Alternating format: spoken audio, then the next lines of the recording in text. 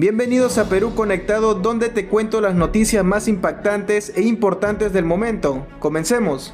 En el caso del acusado José Pedro Castillo Terrones, por lo que, como se indicó, corresponde ubicar la pena en el tercio inferior. La Fiscalía requirió la pena de 11 años, 5 meses y 15 días. El tribunal considera que dicha pena es legal y proporcional y es la que debe imponerse.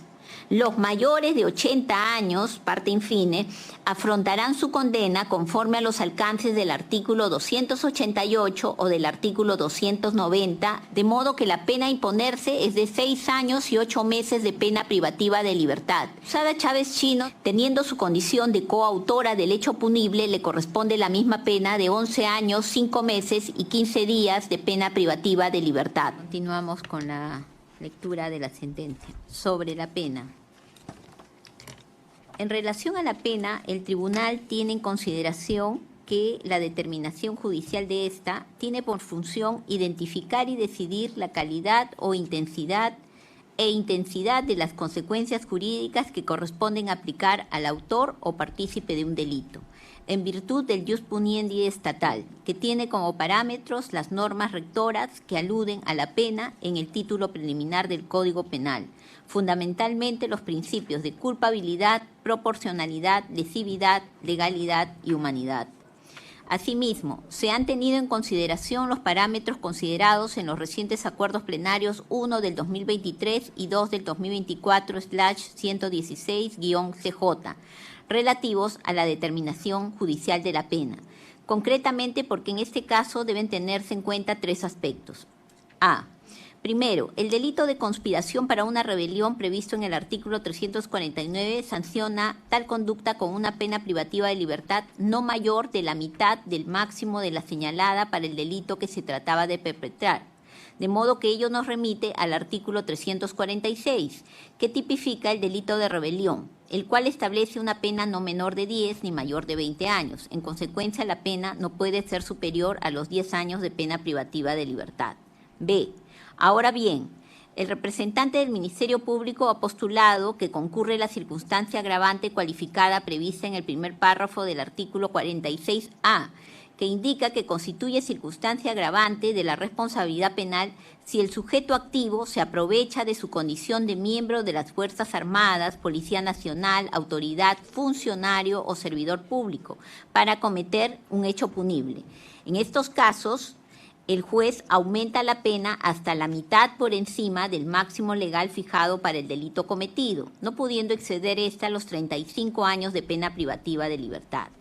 Dicha agravante concurre porque los acusados son funcionarios públicos, en el caso del acusado Castillo Terrones, el primer funcionario de la nación, respecto del cual el ejercicio de su función exige la mayor cualificación en todo el Estado.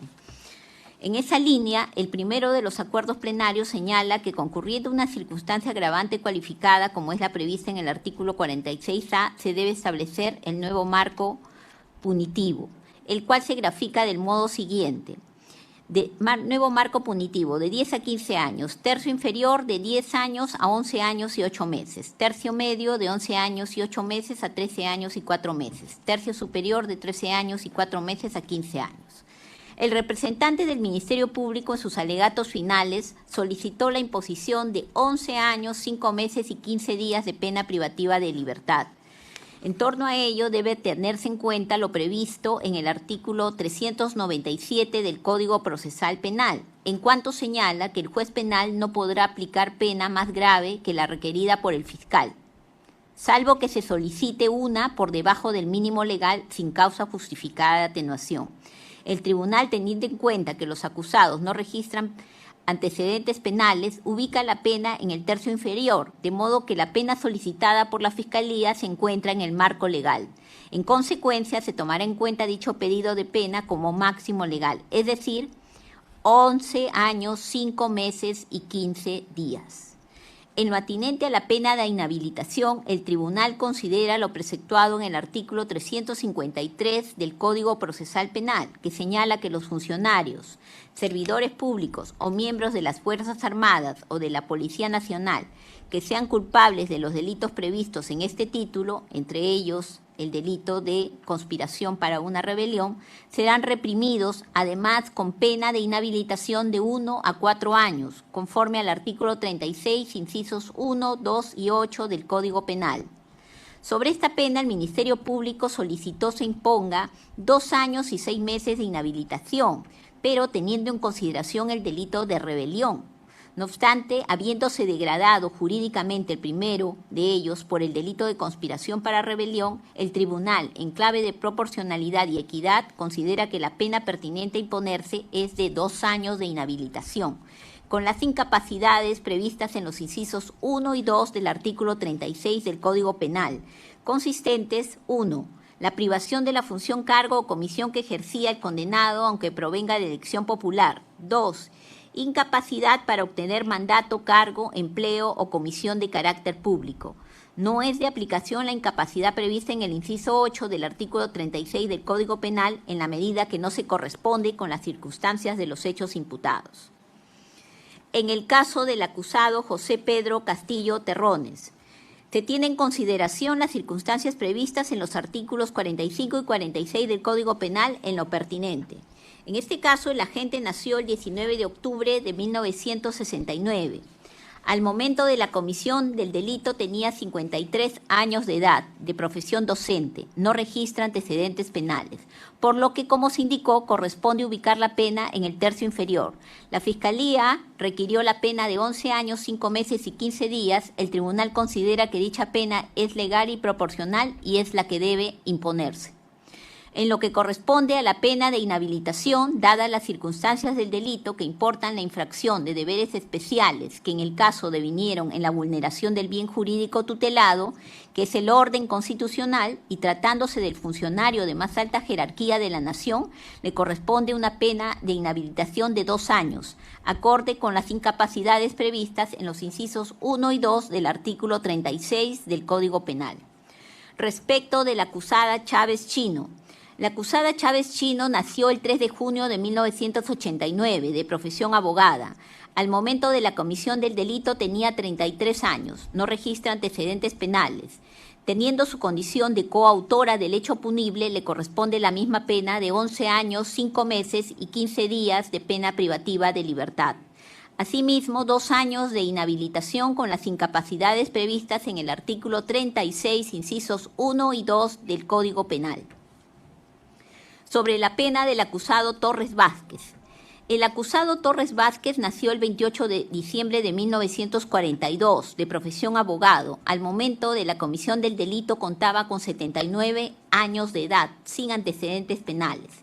En este caso, dada la edad del acusado, es pertinente tener en consideración lo regulado en el artículo 22 del Código Penal, el cual precisa que podrá reducirse, parte infine, que podrá reducirse prudencialmente la pena señalada para el hecho punible cometido cuando el agente tenga más de 18, esta es la primera parte, cuando el agente tenga más de 18 y menos de 21 años o más de 65 años al momento de realizar la infracción, salvo que haya incurrido en forma reiterada en los delitos previstos en los artículos 111, tercer párrafo, y 124, cuarto párrafo.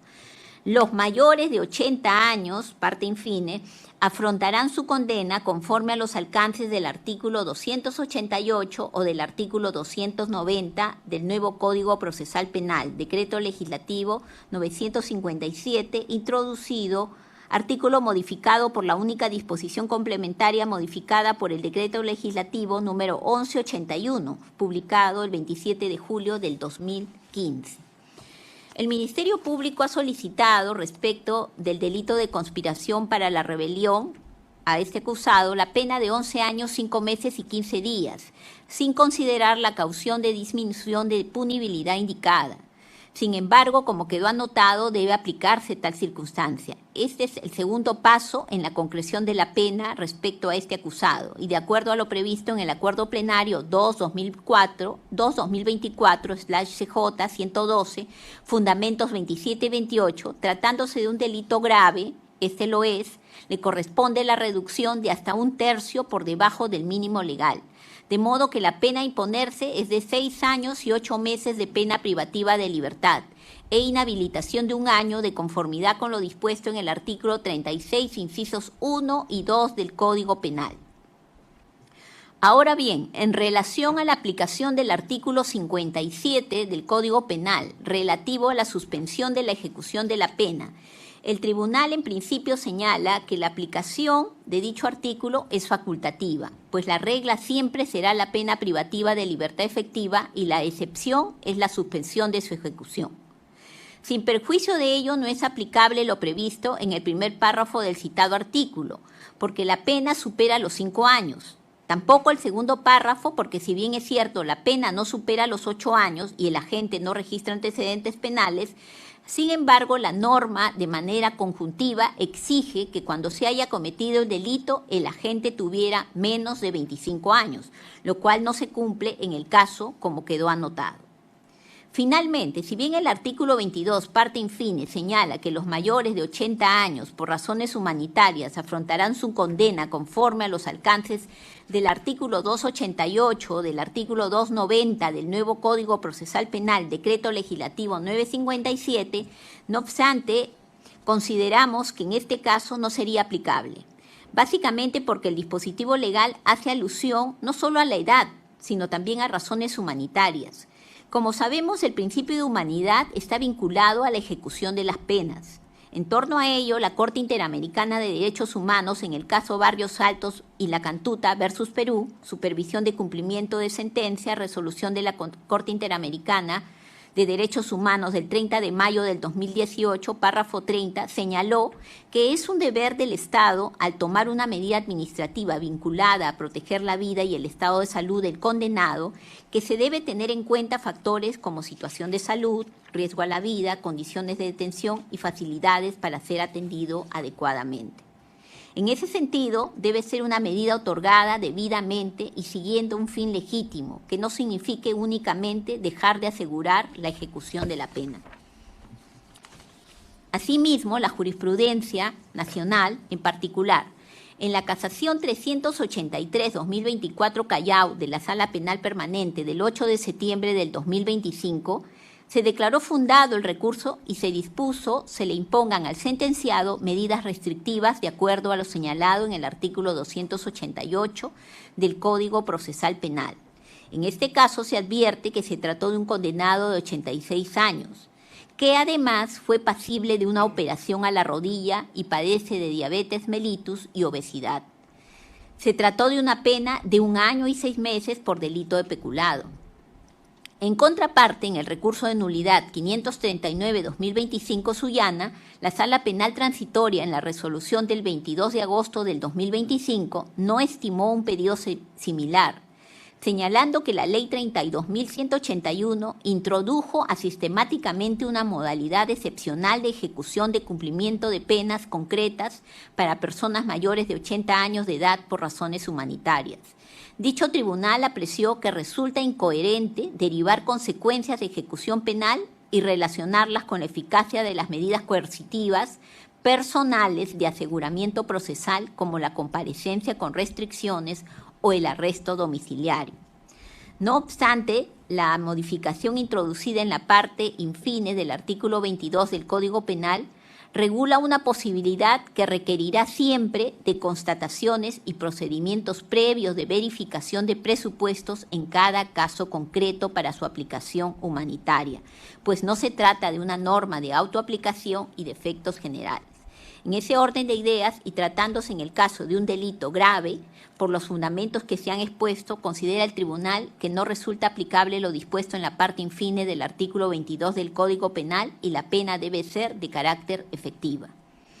En lo atinente al acusado Huerta Olivas, por su parte, el acusado Huerta Olivas nació el 15 de septiembre de 1962, abogado, no registra antecedentes penales. A la fecha de comisión del delito tenía 60 años de edad. La pena debe ubicarse en el extremo inferior, dada su calidad de coautor, debe imponérsele la pena de 11 años, 5 meses y 15 días de pena privativa de libertad y 2 años de pena de inhabilitación, con las incapacidades previstas en los incisos 1 y 2 del artículo 36 del Código Penal. Respecto de la suspensión de la ejecución de la pena, El artículo 402, inciso 2 del Código Procesal Penal señala que si el condenado estuviera en libertad y se impone pena o medida de seguridad privativa de libertad de carácter efectiva, el juez penal, según su naturaleza o gravedad y el peligro de fuga, podrá optar por su inmediata ejecución o imponer alguna de las restricciones previstas en el artículo 288 mientras se resuelve el recurso. Bueno amigos, eso fue todo. No olviden suscribirse al canal y compartir el video. Hasta pronto.